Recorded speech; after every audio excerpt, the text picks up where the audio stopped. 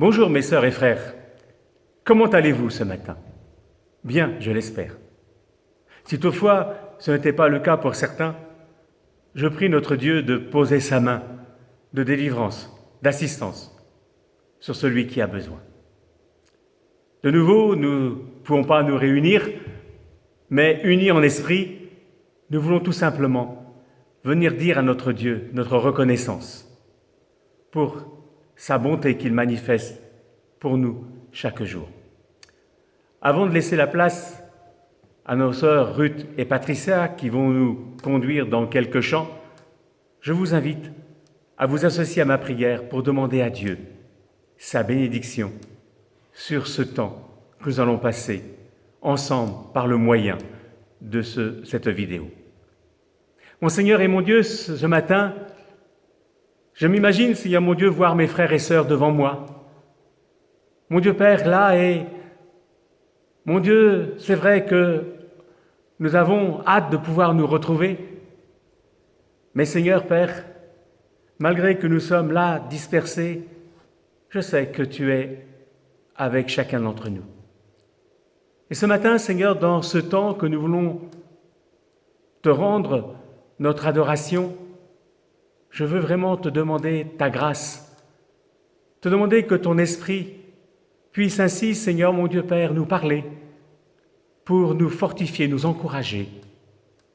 Oui, Seigneur mon Dieu, qu'en cet instant, notre cœur, Seigneur, puisse, mon Dieu, se laisser disponible pour, mon Dieu Père, que tu le visites et que, Seigneur, nous puissions tout simplement, mon Dieu, dans ce temps d'adoration, te dire notre amour pour toi.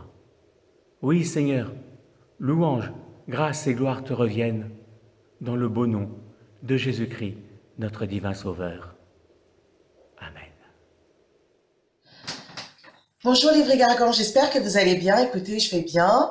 C'est un plaisir pour moi de vous retrouver ce matin et vraiment que nous puissions adorer et louer le Seigneur ensemble. Donc voilà, je vais animer cette louange avec Ruth. Malheureusement, elle n'est pas dans la même pièce que moi, mais nous avons préparé cette louange ensemble. Voilà. Donc j'espère que vous allez bien et j'espère que vos familles vont bien. C'est vrai que nous vivons des moments qui ne sont pas faciles et des moments vraiment qui sont pénibles. On ne peut pas être ensemble, mais nos cœurs sont connectés, nos cœurs sont unis ensemble. Donc voilà. Donc je vous encourage ce matin vraiment à rechercher la face du Seigneur, à rechercher sa présence parce que nous avons besoin de lui. Voilà. Et donc, il est dit dans Jérémie 29, verset 13, que si vous me cherchez, vous me trouverez. Donc, je vous encourage ce matin vraiment à ouvrir votre cœur et à recevoir ce que le Seigneur a de mieux et de meilleur pour vous. Amen.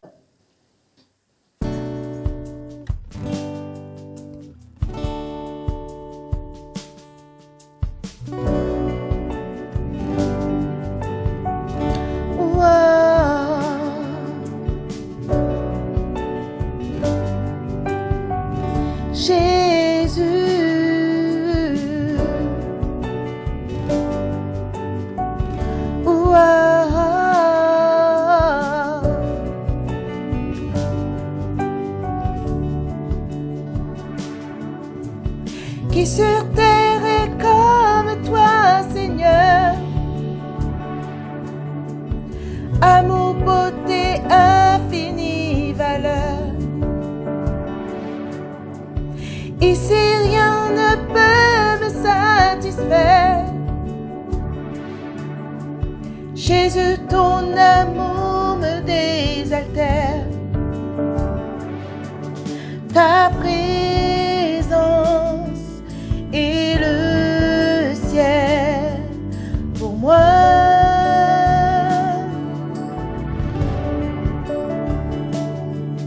Ta présence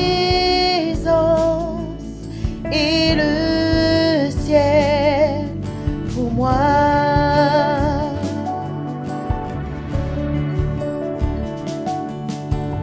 Trésor de mon âme et de mon cœur, dans ma faiblesse, tu es ma vigueur. Lis de mon passé de tout lien, tiens ma vie et mes lendemains. Ta présence et le ciel pour moi. Ta présence et le ciel. Ta présence et le ciel pour moi. Ta présence et le ciel. Ta présence et le ciel pour moi. Oh oui Jésus, ta présence et le ciel pour moi.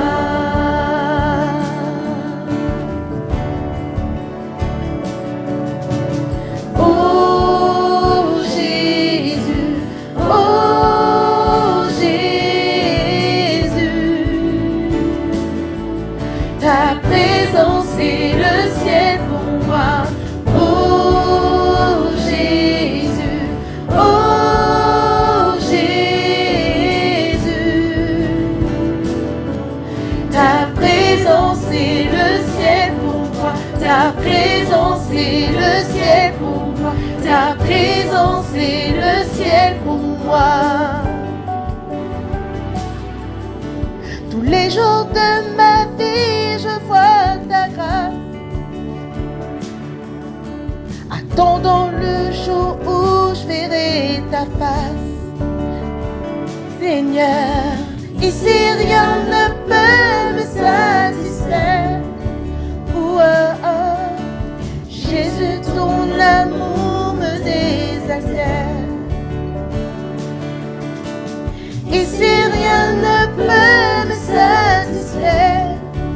Jésus, Jésus, ton amour me désaltère. Jésus, ton amour me désaltère. Ta présence et le ciel pour moi. Ta présence et le ciel. Ta présence et le ciel pour moi. Ta présence et le ciel. Ta présence et le ciel pour moi. Ta présence et le ciel. Ta présence et le ciel pour moi.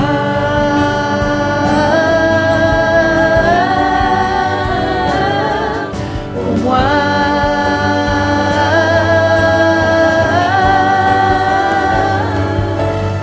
Oh Jésus, oh Jésus, ta présence et le ciel pour moi. Oh Jésus, oh Jésus, ta présence et le ciel pour moi. Oh Jésus, oh Jésus, ta présence et le ciel pour moi. Oh Jésus, oh Jésus, ta présence et le ciel pour moi. Oh Jésus, oh Jésus, Seigneur, ta présence et le ciel pour moi. Jésus, oh Jésus, ta présence et le ciel pour moi. Ta présence et le ciel pour moi.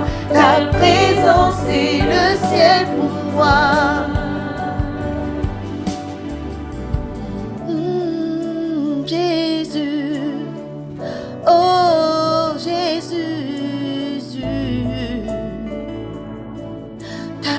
présence, ta présence.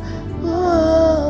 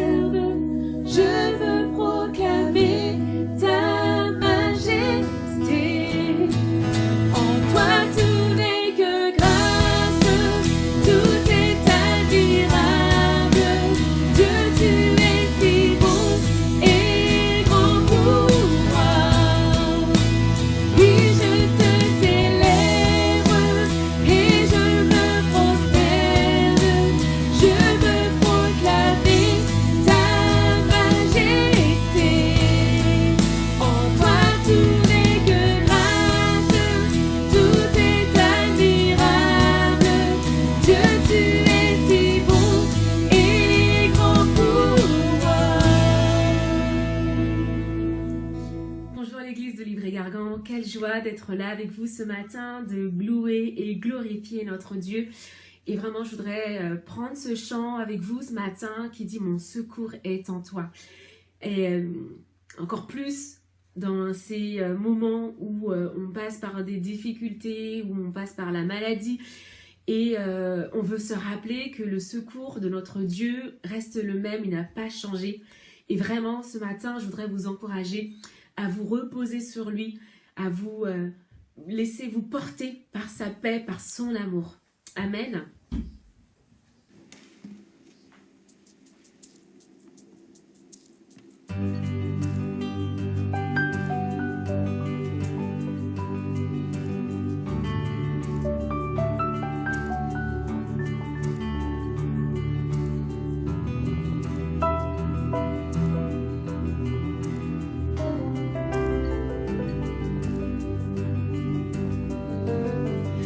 et la lune me glace et le soleil menace. Créateur des étoiles, mon secours est en toi. Si mes larmes ruissellent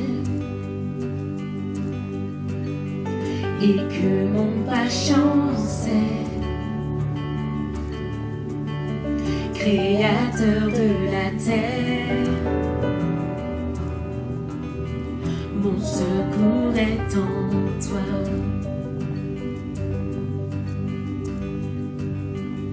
Je lève les yeux vers les hauts sommets.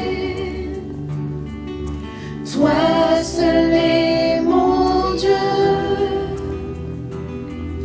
Je proclamerai,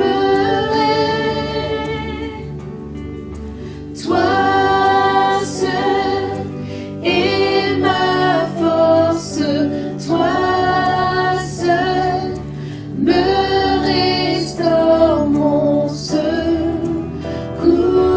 est en toi.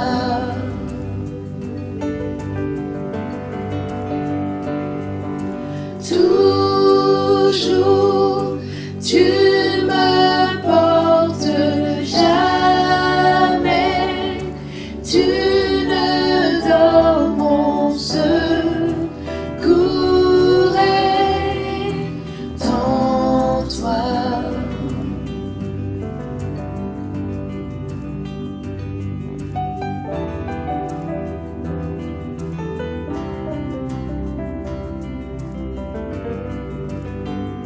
Déclarons-le. Si la peur m'envahit et mon âme chavire, Créateur de la vie, mon secours est en toi.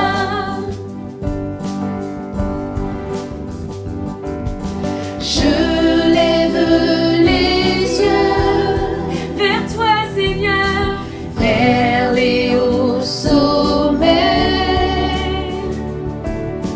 Toi seul est mon Dieu. Je proclamerai, toi seul est ma force, toi seul me restaure, mon secours est en toi. oui, tu me portes, Seigneur.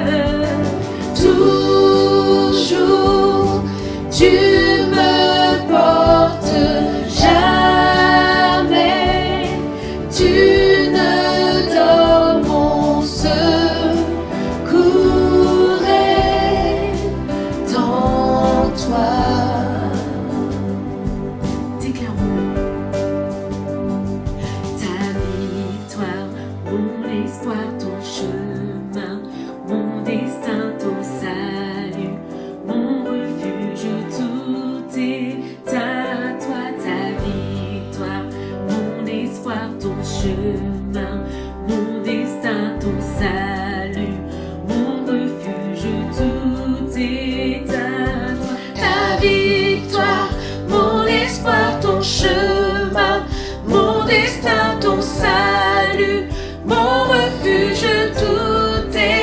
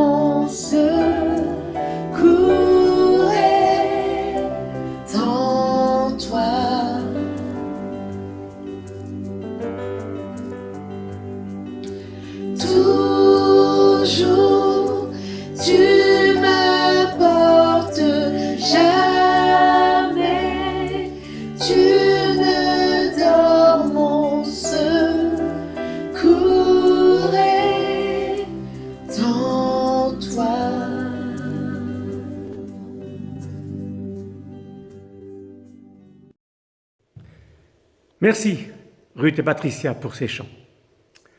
Ce matin, je voudrais voir avec vous l'attitude de Pierre et de l'Église dans un temps de confinement particulier, parce que Pierre était en prison.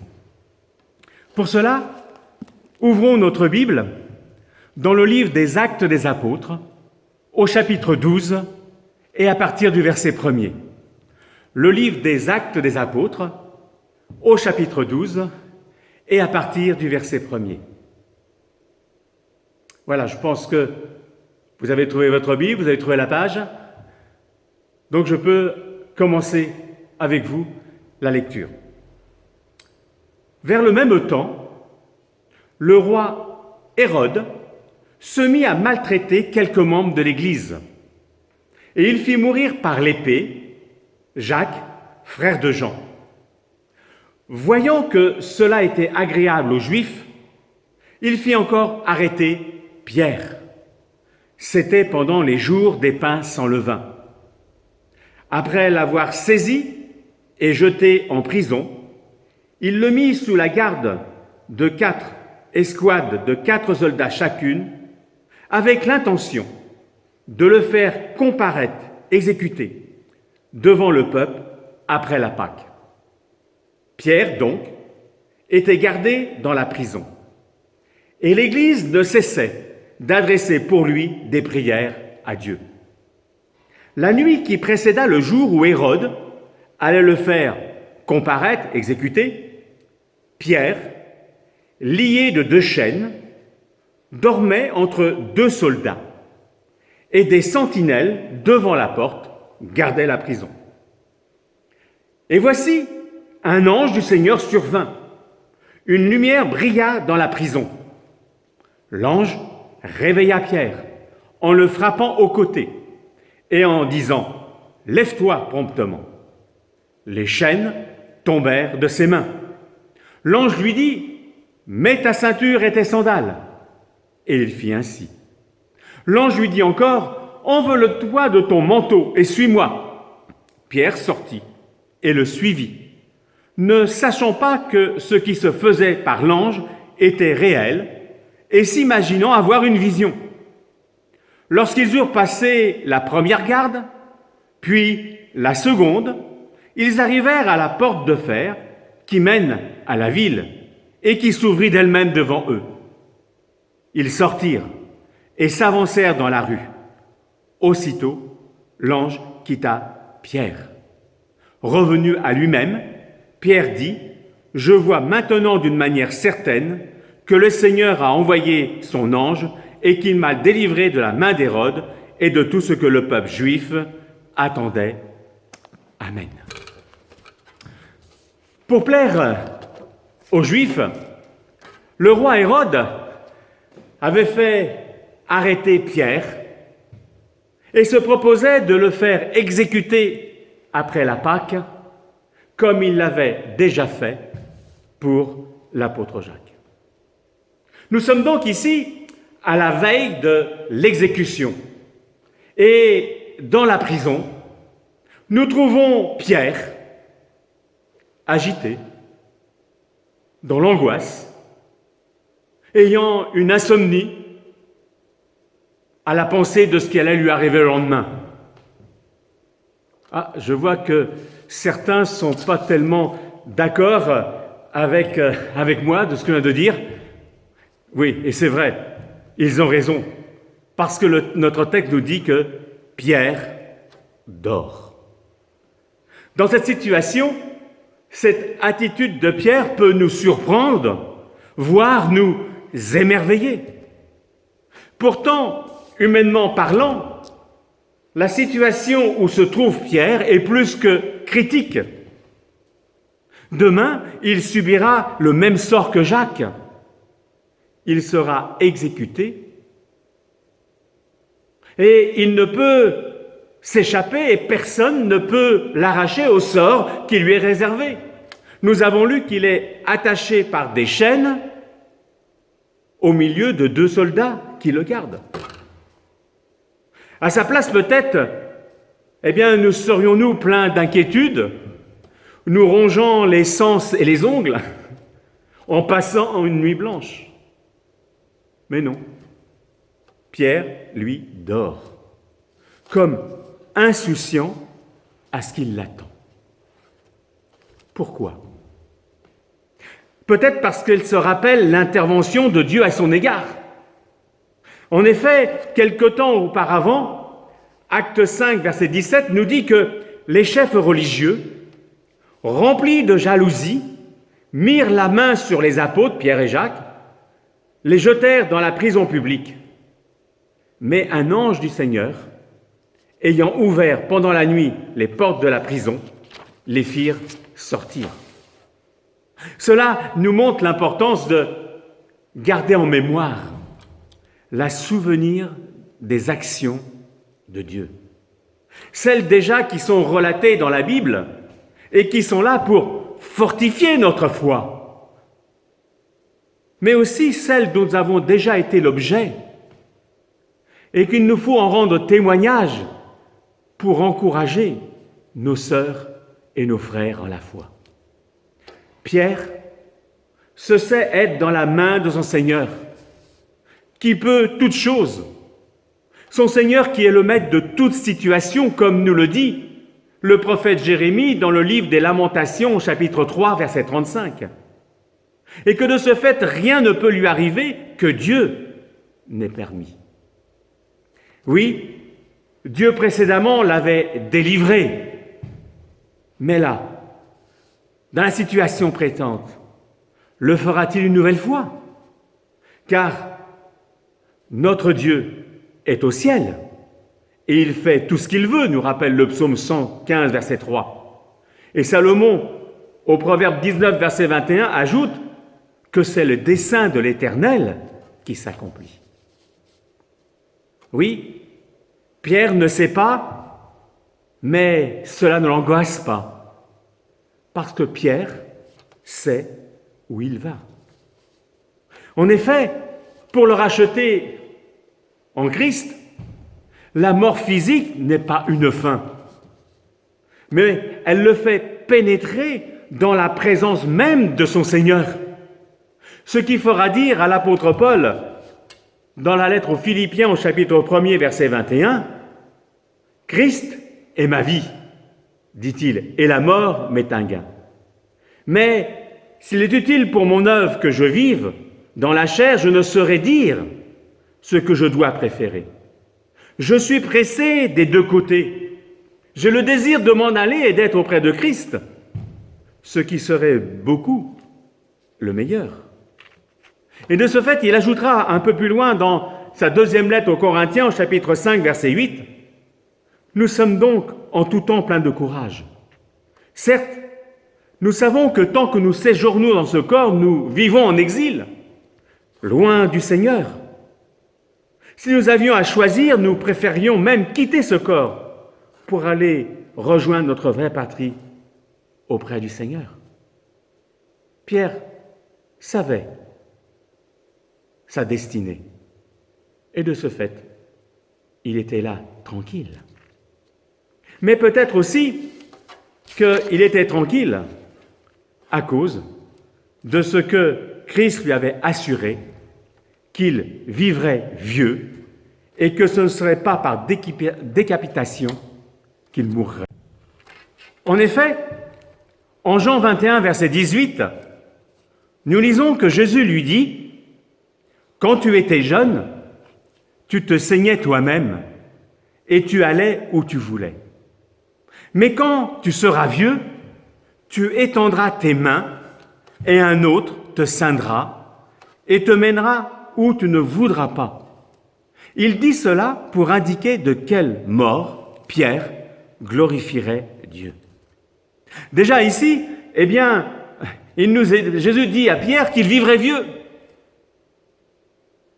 Mais de plus, ces mots, pour indiquer de quelle mort Pierre glorifierait Dieu, sera dite par Jésus en Jean 12, 32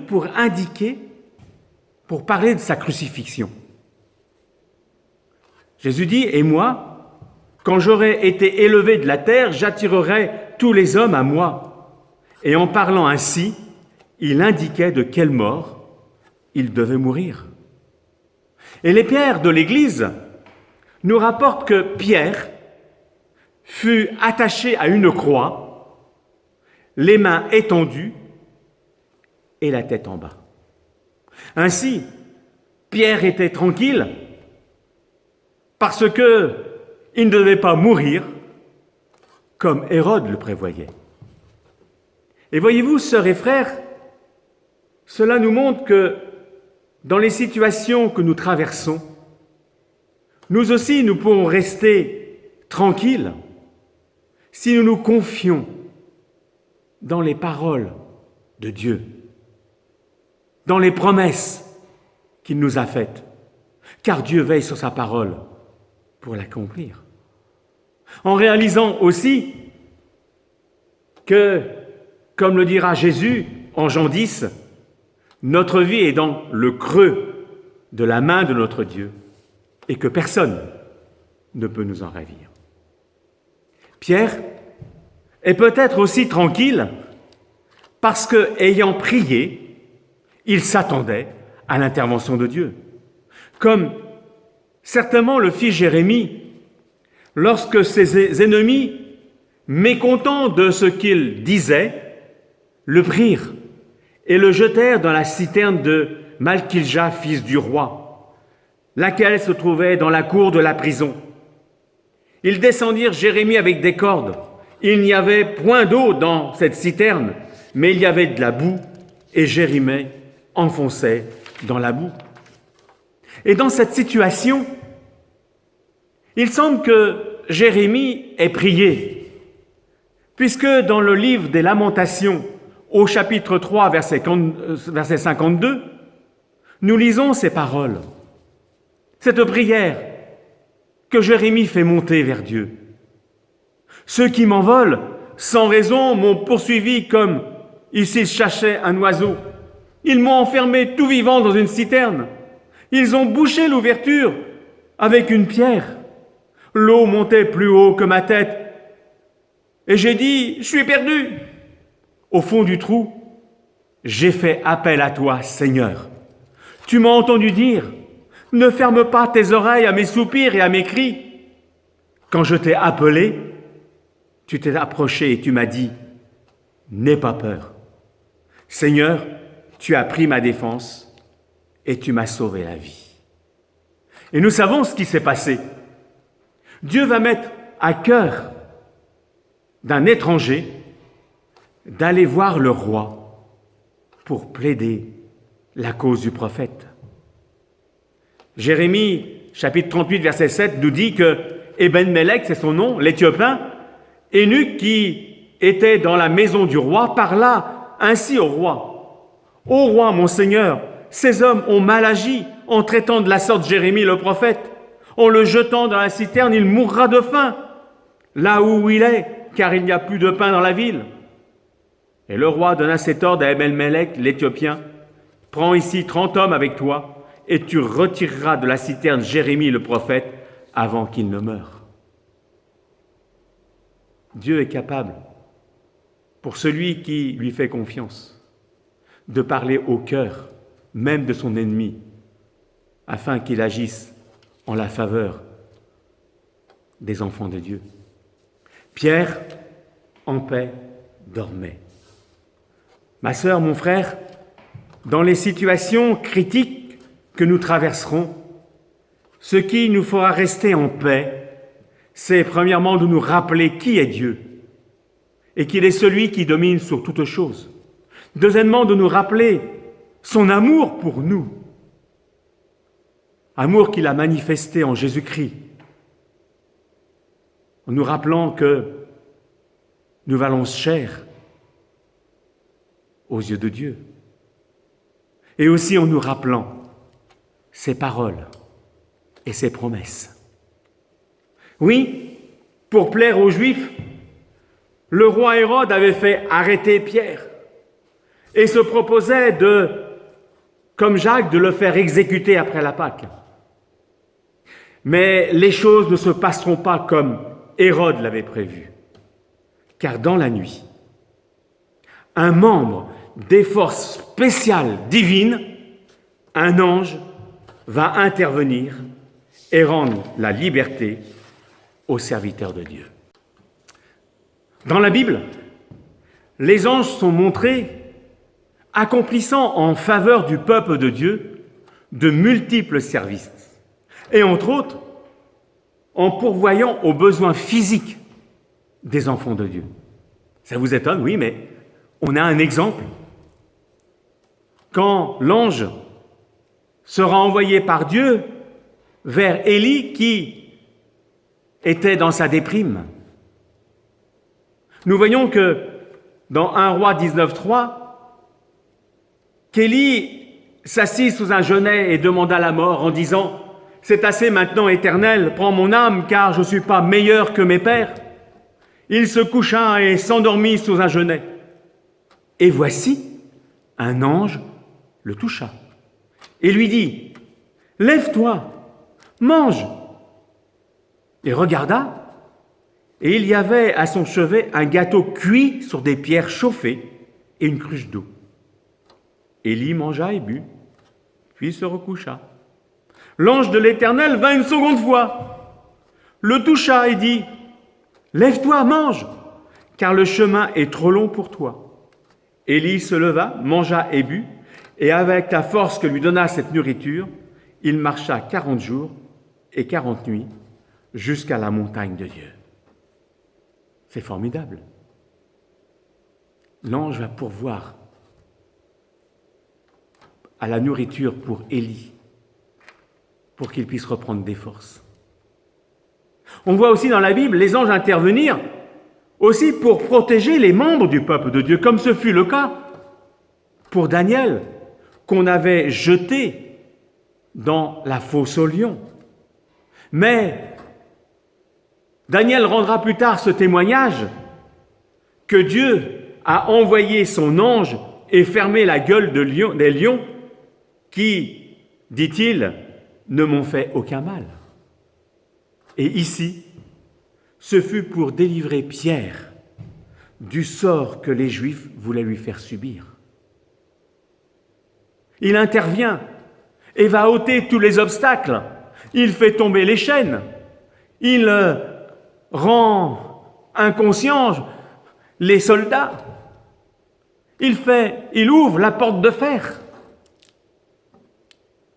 Ma sœur, mon frère, face aux difficultés qui dans la vie nous assaillent, rappelez-nous que nous ne sommes pas seuls, mais que dans l'invisible, les armées angéliques agissent en notre faveur.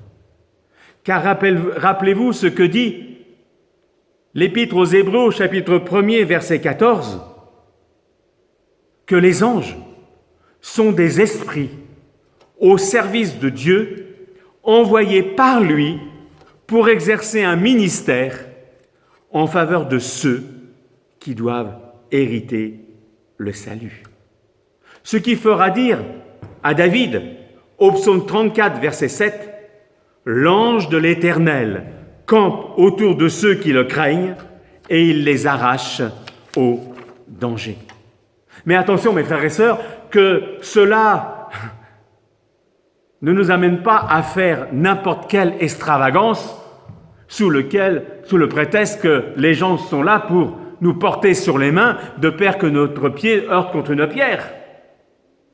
Oui, cela ne veut pas nous amener à faire n'importe quoi, parce que n'oublions pas ce que Jésus a dit. Tu ne tenteras point l'Éternel, ton Dieu, c'est-à-dire tu ne te donnerais pas toi-même dans une situation qui forcerait Dieu à faire un miracle pour t'en sortir. Donc, malgré tout, quelles que soient les situations que nous pourrions connaître, comme Pierre, soyons tranquilles. Ce texte aussi nous montre et nous fait comprendre que l'envoi de l'ange a été le résultat de l'action de l'Église. qui, avons-nous lu au verset 5, ne cessait d'adresser pour Pierre des prières à Dieu. Et ici, l'Église, dans son attitude, va nous montrer les paramètres de la victoire. Premièrement, avoir un esprit combatif. Les circonstances lui étaient plutôt en faveur d'une attitude pessimiste, voire défaitisme. Quelques jours plus tôt, Jacques, arrêté comme Pierre, avait eu la tête tranchée. Et humainement parlant, rien ne laissait supposer qu'il en serait tout autrement pour Pierre. De plus, les forces en présence étaient disproportionnées. D'un côté, il y avait Hérode, sa prison, sa porte de fer, ses soldats, les chaînes. Et de l'autre, il y avait qu'une petite poignée d'hommes et de femmes avec la prière. Alors, à quoi bon aurait pu dire certains? Mais ne regardons pas à cela, mais regardons qu'à Dieu seul, qui a tout pouvoir, l'Église lutte dans la prière. Comme il l'avait fait lorsque on interdira à Pierre et à Jean de prêcher le beau nom de Jésus-Christ. Il nous est dit, en Actes 4, 23, que lorsque Pierre et Jean vont revenir et parler de ces choses aux membres de l'Église, eh bien, il nous a dit qu'ils élevèrent à Dieu la voix tous ensemble et dire « Maintenant, Seigneur, vois leurs menaces et donne à tes serviteurs d'annoncer ta parole avec une pleine assurance en étendant tes mains pour qu'ils se fassent des guérisons, des miracles, des prodiges par ton nom, par le nom de ton saint serviteur Jésus. » Quand ils eurent prié, le lieu où ils étaient assemblés trembla. Ils furent tous remplis du Saint-Esprit et ils annonçaient la parole de Dieu avec assurance. Quel exemple pour nous! Oui, en toute situation, que nous puissions être comme Abraham, dont l'apôtre Paul, dans sa lettre aux Romains, chapitre 4, nous dit que là où toute espérance paraissait insensée, Abraham a espéré et s'est cramponné avec foi à cette promesse, nombreuse sera ta descendance. Ainsi, il est devenu le père d'une multitude de peuples. Naturellement, il savait qu'étant presque centenaire, son corps n'avait plus le pouvoir de procréer. Il savait aussi que Sarah n'était plus en état d'avoir des enfants. Mais toutes ces considérations ne l'ont pas fait vaciller dans sa foi. S'appuyant sur la promesse divine, il ne succomba pas au doute, mais puisant sa force dans la foi, il fit honneur à Dieu, étant pleinement persuadé que Dieu est capable de tenir parole et d'accomplir ce qu'il a promis. Le deuxième paramètre de victoire que nous donne l'Église, c'est d'avoir un esprit d'unité. Devant le besoin, il n'est pas parlé de l'action de telle ou telle personne, mais il est dit que l'Église priait. L'assemblée locale des sœurs et des frères s'était unie face aux besoins. Ma sœur, mon frère, face aux difficultés qui assaillent l'œuvre de Dieu ou nos sœurs et nos frères, que nous puissions nous aussi être unis pour mouvoir ensemble cette épée de la prière. Car Jésus dira dans Matthieu 18, verset 19, « Si deux d'entre vous s'accordent, en grec c'est en harmonie, sur la terre pour demander une chose quelconque, elle leur sera accordée par mon Père qui est dans les cieux, car là où 2 ou 3 sont assemblés en mon nom, je suis au milieu d'eux. » Et là, ici, il ne s'agit pas d'un accord sur les mots, mais d'un accord de cœur. Puisqu'à la suite de cette parole de Jésus, Pierre va poser cette question. « Dis-moi, combien de fois je dois pardonner à mon frère lorsqu'il a péché contre moi ?» Parce que oui, le non-pardon est un obstacle à l'exaucement de nos prières. Car il est bien dit que si nous ne pardonnons pas, notre Père ne nous pardonnera pas non plus. Le troisième paramètre de la victoire, c'est d'avoir une prière persévérante. L'heure de l'exécution de Pierre approchait, on était dans la nuit. Mais il nous est dit que l'Église ne cessait malgré tout d'adresser pour lui des prières. Et ce qui semblait faiblesse va remporter victoire sur ce que humainement était regardé comme plus fort.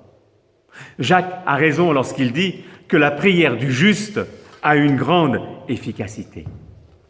Les membres de l'Église prient pour Pierre. Dieu intervient. Pierre est délivré. Gloire à Dieu.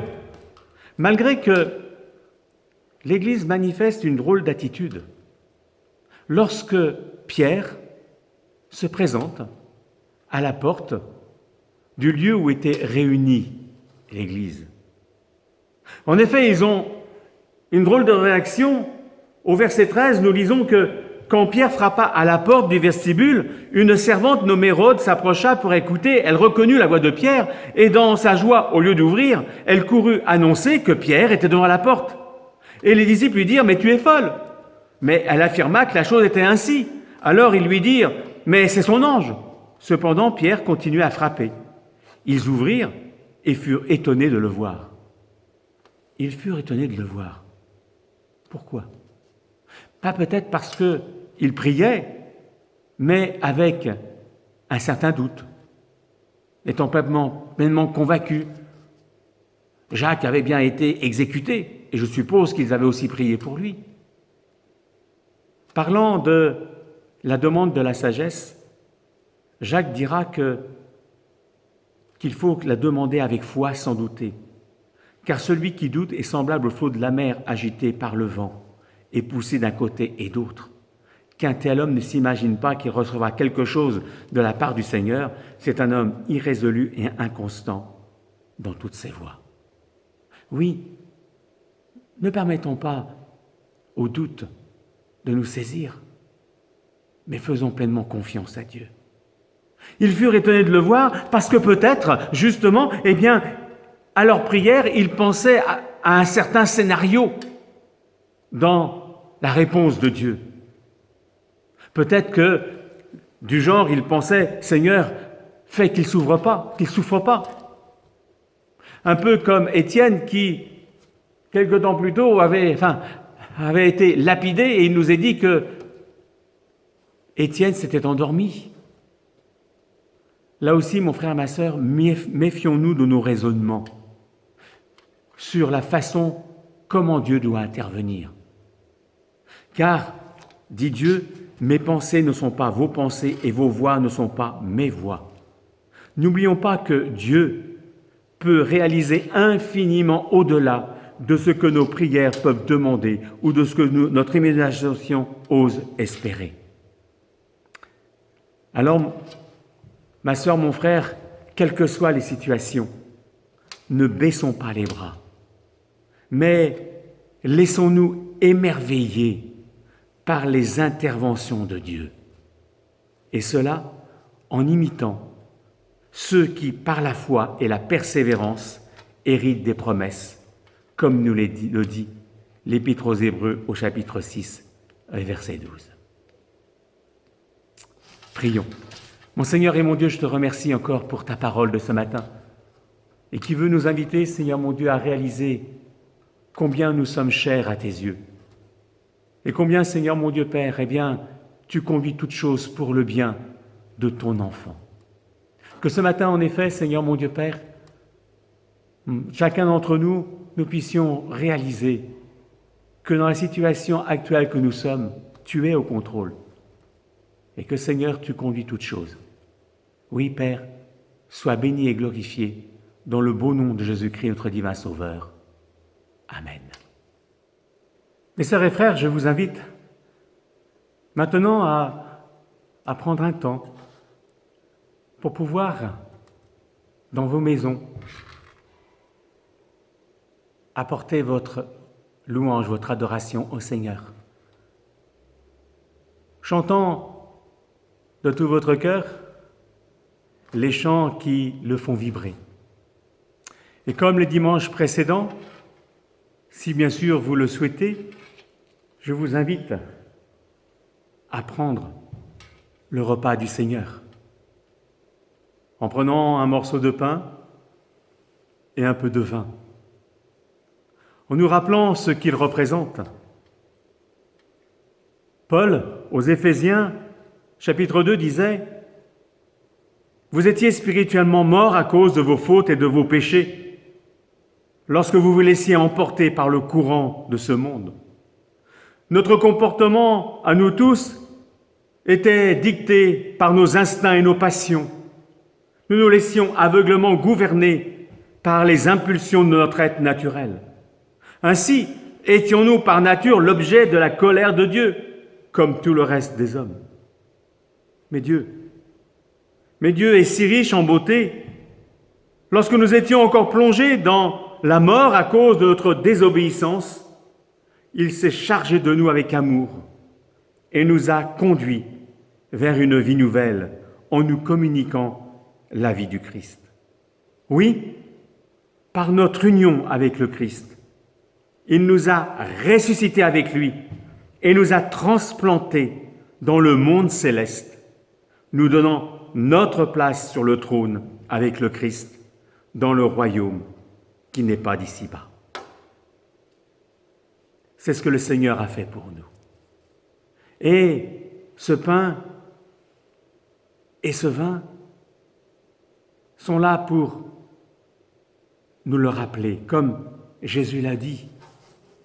L'apôtre Paul, disait ceci, que le Seigneur Jésus, la nuit où il devait être tari, prit du pain, remercia Dieu, puis le rompit en disant « Ceci est mon corps qui va être livré pour vous. Faites ceci en mémoire de moi. » De même, après le repas, il prit la coupe et dit « Cette coupe est la nouvelle alliance, scellée de mon sang. Faites ceci toutes les fois que vous en boirez en souvenir de moi. » Alors mon frère, ma sœur, dans ce temps d'adoration, je t'invite à le faire et qu'ainsi tu puisses tout simplement dire au Seigneur, je te remercie parce que par le don de ta vie, tu m'as donné la vie.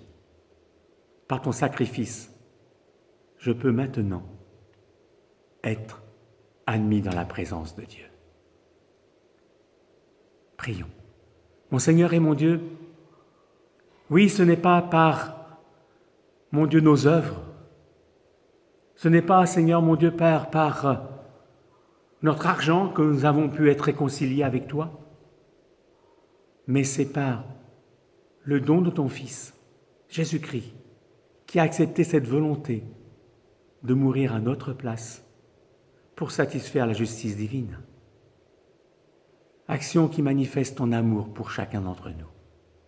Seigneur, oui, en prenant ce pain et ce vin, je veux tout simplement, Seigneur, te dire merci.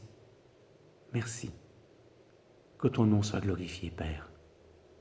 Amen.